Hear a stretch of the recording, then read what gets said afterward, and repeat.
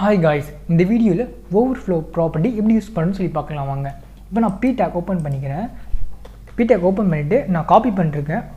இப்போ அப்படியே பேஸ்ட் பண்ணிக்கிறேன். இல்லனா நான் பேஸ்ட் பண்ணேன்னா what is CSS ஓகேவா அப்படினு சொல்லிட்டு அதுக்கான ஆன்சர் மட்டும் பேஸ்ட் பண்ணிருக்கேன் ஓகேவா. சரி ஓகே. இந்த CSS paragraph கொடுத்துட்டோம். இப்போ நான் என்னோட ப்ளேஸ் ஒரு ரன் இருக்கு ஓகேவா. அவுட்புட் எப்படின்னு பார்க்கலாம் ஓகேவா. நார்மலா நம்மளோட paragraph எப்படி இருக்குமோ அதே மாதிரி தான் இருக்கு ஓகே. எந்த ஒரு சேஞ்சஸுமே இல்ல. ஓகே இப்போ நான் இன்னொன்னு கொடுக்கிறேன். இதில் என்ன கொடுக்கணும்னா p tag மட்டும் ஸ்டைல் பண்ணுறேன் ஓப்பன் பண்ணிக்கிறேன். p tagல வித்ன்றது ப்ராப்பர்ட்டி யூஸ் பண்ணுறேன் ஓகேவா. வித் ஓகே வித் நம்ம 50% கொடுத்துக்கலாம். வித் 50%. அதுக்கப்புறம் ஹைட் வந்து கொடுத்துக்கலாம் ஓகேவா. ஹைட் வந்து ஒரு 40 இல்லை ஹைட் முதல்ல தேவையில்லை. வித் மட்டும் காமிக்கிறேன் முதல்ல உங்களுக்கு. பார்த்தீங்களா வித்து கொடுத்தோடனே இவ்வளோ தூரம் வந்துடுச்சு.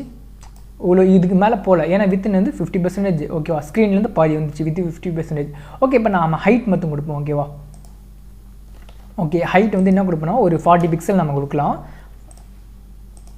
ஹைட் 40 பிக்சல்னா இவ்வளோ தாங்க இருக்கும் ஓகேவா. கிட்டத்தட்ட எவ்வளோ தான் இருக்கும், இவ்வளோ தான். இதுதான் 40 பிக்சல். பட் இந்த டெக்ஸ்ட்லாம் தெரியுது ஓகேவா. அதை நான் எப்படி மென்ஷன் பண்ண போனால் பேக்ரவுண்ட் கலர் மூலமாக உங்களுக்கு வேணால் உங்களுக்கு காட்டுறேன் ஓகேவா தெளிவாக. பேக்ரவுண்ட் கலரில் கோரல் அந்த கலரை நான் கொடுத்துக்கிறேன். கோரல் பாருங்க ஹைட்டு எவ்வளோதான். ஹைட்டு 40 பிக்சல் ஓகேவா.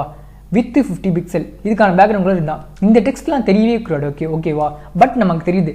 இது எப்படின்னா டிஃபால்ட்டாகவே ஓவர்ஃப்ளோ வந்து என்ன இருக்குன்னா விசிபிளில் இருக்கும். அதனால நமக்கு தெரியுது ஓகேவா. இப்போ நான் ஓவர்ஃப்ளோன்னு ப்ராப்பர்ட்டியை நான் யூஸ் பண்ணுறேன். ஓவர்ஃப்ளோ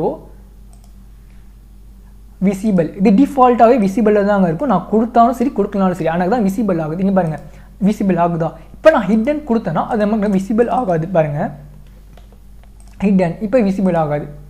பார்த்தீங்களா இந்த ரெண்டே லைன் மட்டும் தான் விசிபிள் ஆகுது. ஏன்னா ஹைட் வந்து நம்ம அவ்வளோதான் கொடுத்துருக்கோம். அதுக்கு மேலே அது கொடுக்கல அதனால விசிபிள் ஆகலை ஓகேவா. நெக்ஸ்ட் வேறு என்னன்னா அந்த இடத்துல எனக்கு எவ்வளோ ஹைட் எவ்வளோ வித்து அதுக்கப்புறம் அதிகமாக கண்டென்ட் போச்சுன்னா ஒரு ஸ்க்ரோலிங் ஆப்ஷன் வேணும்னு நினைக்கிறேன் ஓகேவா. அந்த இடத்துல ஸ்க்ரோல் பண்ணால் எனக்கு ரொம்ப ஈஸியாக இருக்கும் அப்படின்னு நினச்சிங்கன்னா ஸ்க்ரோல் கொடுங்க. Overflow scroll. இப்போ என்ன ஆகும்னா அந்த இடம் அதே வித் அதே ஹைட்டு தான். அந்த இடத்துல நம்ம ஸ்க்ரோல் பண்ணி மீதி இருக்க டெக்ஸ்ட் நம்ம பார்த்துக்கலாம் ஓகேவா. பாருங்கள் ஸ்க்ரோல் பண்ணி பார்த்துக்கலாமா இது ஓகே. இந்த இடத்துல சரி எனக்கு இன்னொரு ஓகேவா. இப்போ டேட்டா பேஸ்லேருந்து நீங்கள் வேல்யூஸ் எடுக்கிறீங்க.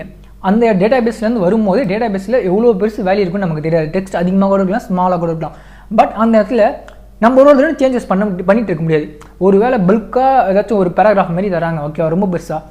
ஒரு சில டைமில் ஒரு சின்னதாக ஒன்லைன் மாதிரி கொடுத்துட்றாங்க. அந்த மாதிரி பல்காக வரும்போது அந்த இடத்துல ஸ்க்ரோலிங் வைக்கணும் ஓகேவா.